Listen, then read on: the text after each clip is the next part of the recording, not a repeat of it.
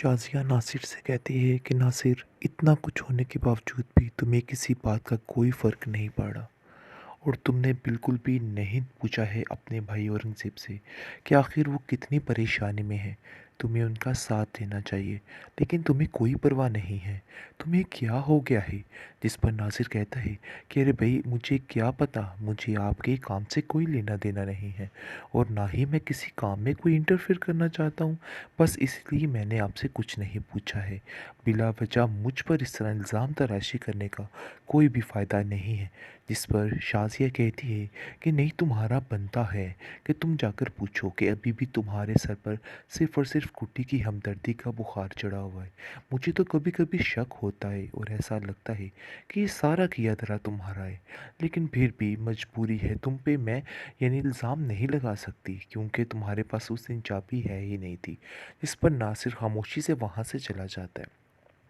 दूसरी तरफ आप देखेंगे कि सैफ़ी अपने यानी कि जलन और हसद की खातिर उस स्वीटी का बेड़ा गर्क करने के लिए तैयार बैठा है। लेकिन एक दफ़ा फिर स्वीटी उसका बुरा हश्र करेगी और वो तौबा तौबा कह उठेगा और नासिर को कॉल कर देगा और कहेगा कि भाई, जितनी जल्दी हो सके अपनी इस गुड्डी को यहाँ से ले जाओ, क्योंकि मैं अब मज़ीद इस लड़की को यहाँ पे नहीं रख सकता। यानी कि पूरा पूरा उसने जवाब दे दिया और कहा कि नहीं, अब ये लड़की यहाँ पे नहीं रह सकती, मेरे आस्ताने का बेड़ा गर्क करके ही जाएगी। इस पर गुड्डी कहती है कि जी नासिर मामू, मेरा वाकई इधर कोई ठिकाना नहीं। मैं आपसे पहले ही कहती थी कि ये लोग ठीक नहीं हैं, लेकिन पता नहीं क्यों आप मुझे यहाँ पे रखे। ये मेरी स्वीटी के बहुत खिलाफ है, जैसे चचा चची मेरी स्वीटी के खिलाफ थे और ये भी ऐसा ही कर रहे हैं। आखिर ये लोग क्यों ऐसा कर रहे हैं? आप बताइए, कभी आपके साथ स्वीटी ने कुछ किया हो? दूसरी तरफ आप देखेंगे कि गुड्डी जो है वो कहती है कि बस मैंने फ़ैसला कर लिया है कि मैं अपनी खाला के पास ही जाऊंगी, क्योंकि मेरा और कहीं पे जाना नहीं बनता है और ना ही कोई और मुझे यहाँ पे सुकून से जीने देगा। ये लोग मेरी जान के दुश्मन बने हुए हैं और मुझे ऐसा लगता है कि ये सब मुझे मार डालेंगे, क्योंकि मुझे पता है कि ये किसी तरह भी मुझे ज़िंदा नहीं छोड़ेंगे। अच्छा ही हुआ कि आपने मेरी आंखें खोल दी और सारी असलियत खुल के सामने आ गई। लेकिन अगर आप मुझे कुछ ना बताते तो आज मुझे कुछ भी पता न चलता और मेरी आंखें इन लोगों के लिए बंद ही रहती। लेकिन अब मुझे समझ आ चुकी है कि क्या हकीकत है और क्या नहीं है।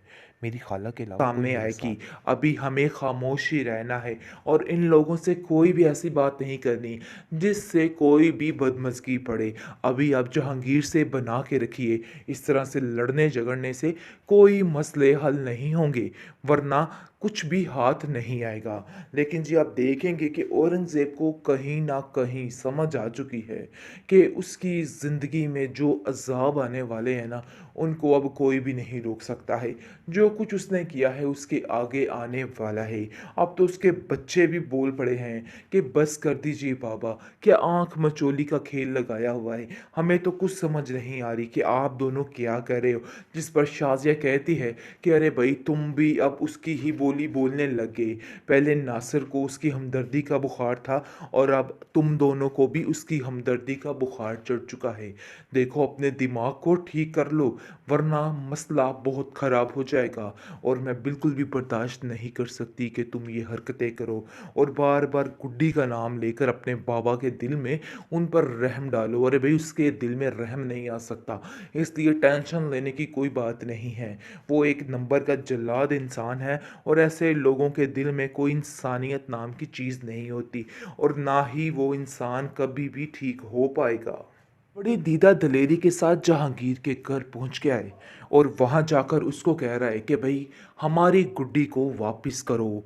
मेरी गुड्डी पे सिर्फ मेरा हक है, इसलिए बेहतर यही है कि जितनी जल्दी हो सके उसको वापस कर दो। जिस पर आप देखेंगे कि वो कहते हैं कि तुम ऊपर पर आकर, यानी ऊपर से आकर टांग क्यों रख रहे हो, तुम्हें शर्म नहीं आ रही है? शर्म करो थोड़ी सारी। मुझे तो ऐसा लगता है कि तुमने ही अपनी भतीजी के साथ कुछ कर दिया है, उसको मार दिया है और तुम उसका बदला हमसे ले रहे हो। लेकिन देखो, हम तुम्हें बख्शने वाले नहीं। जितनी जल्दी हो सके गुड्डी को वापस लाओ, वरना हम तुम्हें जान से मार देंगे और तुम्हारा ऐसा हश्र करेंगे कि सारी ज़िंदगी जेल की सलाखों के पीछे रहोगे।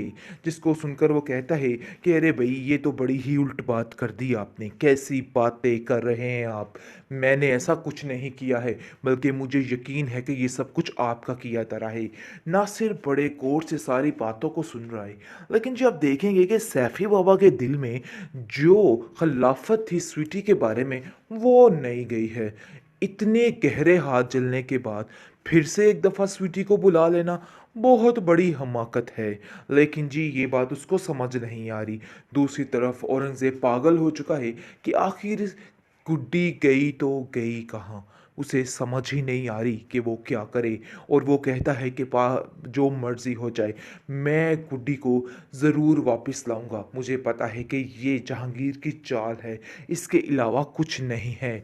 लेकिन जी आप देखेंगे कि शाज़िया उसको समझाती है कि देखिए अभी फ़िलहाल ख़ामोश हो जाइए। ऐसा ना हो कि लेने के देने बढ़ जाएँ, मसला बड़ा ख़राब हो जाएगा, काफ़ी गमगीन हो जाएगा।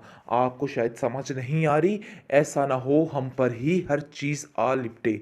जिसको सुन के वो कहता है कि बात तो तुम्हारी ठीक है, लेकिन हम गुड्डी को ऐसे भी तो नहीं छोड़ सकते, हमें कुछ ना कुछ तो करना ही होगा। ऐसा बहुत ही मसला बन सकता है।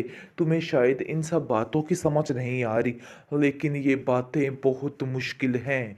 औरंगज़ेब कहता है कि तुम नहीं जानती हो कि जहांगीर किस हद तक गुज़र सकता है। वो हम पर केस करवा कर हर चीज़ को ख़त्म करवा देगा। ये बात तो तय है कि हमारा बहुत ही बुरा असर करेगा। जिस पर वो कहती है कि हाँ, बात तो ये आपकी बिल्कुल ठीक है, लेकिन इन सब चीज़ों में हमारा भी क्या कसूर है? हाँ, बात तो तब खुलेगी जब सारी वसीयत खुल के सामने आएगी। अभी हमें खामोश ही रहना है और इन लोगों से कोई भी ऐसी बात नहीं करनी जिससे कोई भी बदमज़गी पड़े। अभी आप जहांगीर से बना के रखिए, इस तरह से लड़ने झगड़ने से कोई मसले हल नहीं होंगे, वरना कुछ भी हाथ नहीं आएगा। लेकिन जी आप देखेंगे कि औरंगज़ेब को कहीं न कहीं समझ आ चुकी है कि उसकी ज़िंदगी में जो अज़ाब आने वाले हैं ना, उनको अब कोई भी नहीं रोक सकता है। जो कुछ उसने किया है उसके आगे आने वाला है। अब तो उसके बच्चे भी बोल पड़े हैं कि बस कर दीजिए बाबा, क्या आँख मचोली का खेल लगाया हुआ है? हमें तो कुछ समझ नहीं आ रही कि आप दोनों क्या कर रहे हो? जिस पर शाज़िया कहती है कि अरे भई तुम भी अब उसकी ही बोली बोलने लग गए।